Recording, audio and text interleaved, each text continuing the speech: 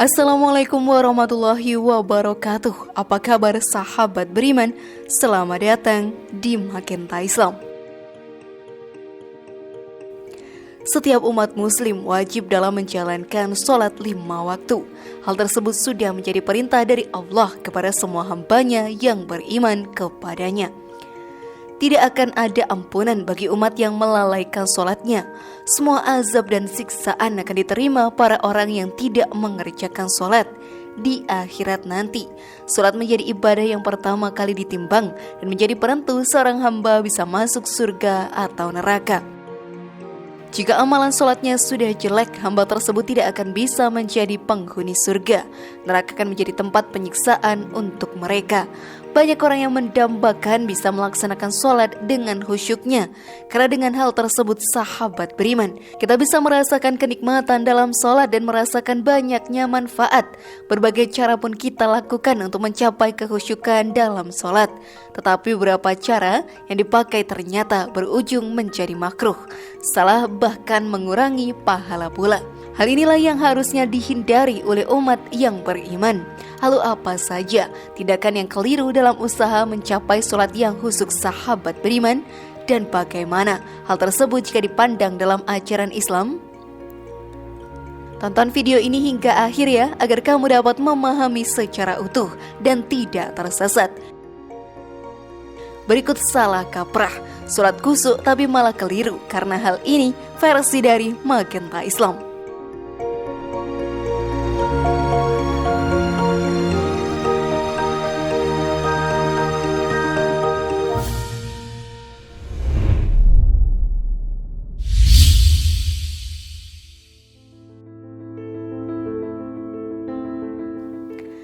Sholat sambil memejamkan mata. Sahabat beriman, sholat merupakan ibadah langsung dengan Allah Ta'ala. Kita akan menghadap langsung padanya. Rasa ketenangan akan kita rasakan dalam melaksanakan sholat. Hal tersebut yang menjadi salah satu manfaat dalam menjalankan ibadah tersebut. Kita juga bisa langsung memohon kepadanya setelah melaksanakan sholat. Semakin rajin menjalankan sholat, maka akan semakin dekat diri kita dengan Allah Ta'ala. Setiap orang pun pastinya menginginkan sholat dengan keadaan yang khusyuk. Hal ini menjadi suatu keberkah dan kenikmatan untuk para hambanya yang dapat menjalankan sholat dengan khusyuk pula. Tidak semua orang bisa melakukan ini. Hal ini pun dikarenakan setan dan iblis selalu mengganggu dan merayu umat manusia untuk menjauh dari kebaikan dan surga yang Allah janjikan. Salah satu cara yang sering dilakukan untuk menjalankan sholat dengan khusyuk adalah melaksanakan sholat dengan memejamkan mata. Hal ini bertujuan untuk bisa berkonsentrasi dan tidak terganggu dengan keadaan sekitarnya. Hal ini ternyata mempunyai hukum makruh. Hal tersebut disampaikan oleh Ustadz Buya Yahya dalam ceramahnya. Adapun masalah memejamkan mata saat sholat, ulama mengatakan makruh, kecuali ada hajat, ada sesuatu yang lebih penting lagi. Bahkan sahabat beriman, dalam sholat sendiri kita pun disunahkan untuk melihat tempat sujud. Hal ini pun menjadi sesuatu yang bisa kita lakukan untuk meningkatkan keimanan kita, sekaligus menambah pahala. Perkara tersebut juga dijelaskan oleh Buya Yahya dalam lanjutan ceramahnya. Bahkan selagi tidak di depan Ka'bah, di dalam sholat itu kita disunahkan untuk melihat ke tempat sujud. Maka tempat sujudnya jangan macam-macam gambarnya. Khusyuk sendiri bisa didapatkan dengan mengikuti dan menerapkan makna dari setiap bacaan sholat. Maka pikiran akan terfokus dan tidak akan memikirkan hal lain yang ada di sekitar kita. Namun memejamkan mata dalam sholat tidaklah dilarang. Dalam lanjutan ceramahnya, Ustadz Buya Yahya pun menyampaikan, tapi bagi Anda secara pribadi memejamkan mata, ternyata Anda bisa mengarah mengikuti firman Allah yang Anda baca, maka pejamkanlah mata Anda demi menggapai yang namanya kekhusyukan. Jadi tidak apa-apa, karena bagi Anda lebih baik semacam itu. Sungguh sholat dengan khusyuk merupakan suatu kenikmatan yang bisa kita laksanakan dalam beribadah. Banyak orang yang ingin mendapatkan itu, maka beruntunglah orang-orang yang mampu menjalankan sholat dengan khusyuk. Namun sebelum video semakin berlanjut, klik dulu tombol loncengnya supaya kita tetap bertebar syiar melalui channel ini. Mari berbagi pengetahuan dan ilmu yang bermanfaat. Amin ya robbal alamin.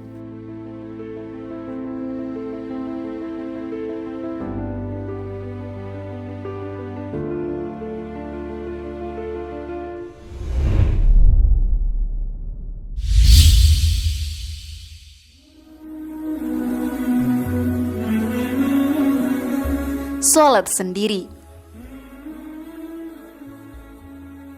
Banyak orang yang mencari ketenangan dalam melaksanakan sholat. Hal ini pun menjadi salah satu cara untuk mendapatkan sholat dengan keadaan khusyuk.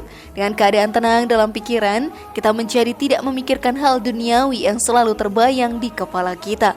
Salah satu cara yang sering digunakan adalah dengan melaksanakan sholat tidak berjamaah atau memilih sholat sendiri. Hal ini sahabat beriman tidaklah dilarang dalam ajaran Islam, tetapi kerugian yang amat besar bagi para umat muslim beriman yang melewatkan kesempatan sholat berjamaah.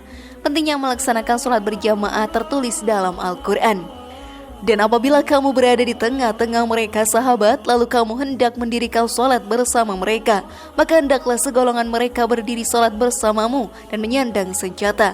Kemudian apabila mereka yang sholat bersamamu sujud, maka hendaklah mereka pindah ke belakang untuk menghadapi musuh, dan hendaklah datang golongan yang kedua yang belum bersembahyang. Lalu bersembahyanglah mereka bersamamu, dan hendaknya mereka bersiap siaga dan menyandang senjata. Orang-orang kafirin supaya kamu lengah terhadap senjatamu dan harta bendamu. Lalu mereka menyerbumu dengan sekaligus, dan tidak ada dosa atasmu meletakkan senjata-senjatamu jika kamu mendapat kesusahan karena hujan atau memang sakit. Dan siap siagalah kamu, sesungguhnya Allah telah menyediakan azab yang menghinakan bagi orang-orang kafir itu. Quran Surat An-Nisa ayat 102. Dari hadis tadi pun kita mengetahui betapa pentingnya melaksanakan sholat berjamaah. Jika seorang hamba memilih untuk melakukan sholat sendiri untuk mendapatkan kehusyukan, maka sungguh merugilah mereka, karena belum tentu sholat yang dilakukan sendiri itu mendapatkan kehusyukan. Selain itu sahabat beriman, pahala yang diterima oleh umat yang sholat berjamaah lebih besar daripada yang melaksanakan sholat sendiri. Hal ini pun diterangkan dalam hadis. Sholat seorang laki-laki dengan berjamaah dibanding sholatnya di rumah atau di pasarnya lebih utama dilipat gandakan pahalanya dengan 25 kali lipat. Yang demikian itu karena bila dia berwudu dengan menyempurnakan wudunya lalu keluar dari rumahnya menuju masjid, dia tidak keluar kecuali untuk melaksanakan sholat berjamaah, maka tidak ada satu langkah pun dari langkahnya kecuali akan ditinggalkan satu derajat dan akan dihapuskan satu kesalahannya. Apabila dia melaksanakan, maka malaikat akan turun untuk mendoakannya selama dia masih di tempat sholatnya. Ya Allah, ampunilah dia, ya Allah, rahmatilah dia. Hadis riwayat Bukhari dan Muslim. Dari hadis tadi kita mengetahui bahwa sangat berbeda jauh pahala yang diterima oleh umat muslim yang sholat berjamaah dengan sholat sendirian. Lalu masihkah kalian mau untuk melaksanakan sholat sendiri sahabat beriman?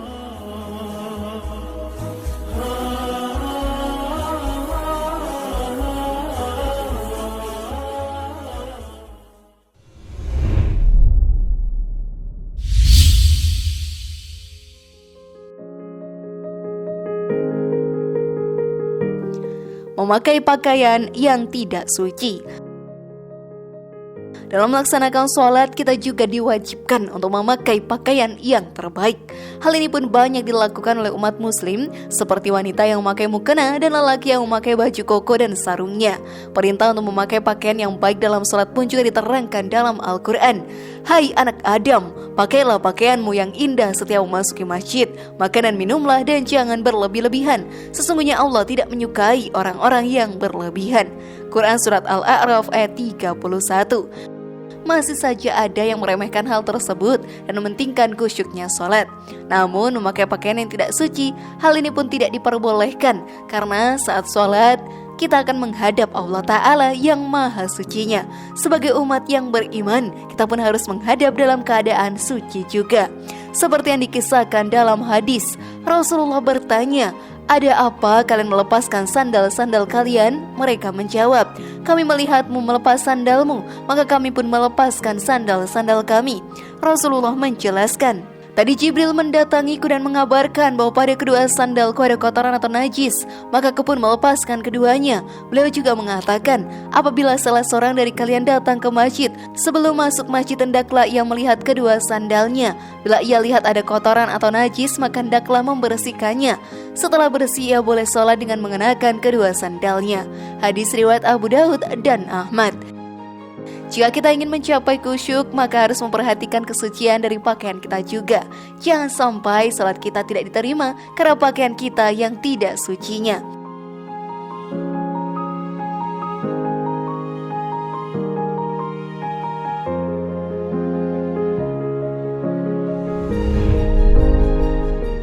Bagaimana sahabat beriman? Sudah pahamkah kalian? Semoga informasi tadi bermanfaat ya, dan buat kita berpikir lebih bijak. Mari bangun Magenta Islam ini dengan cara klik tombol subscribe, like, share, dan aktifkan tombol loncengnya.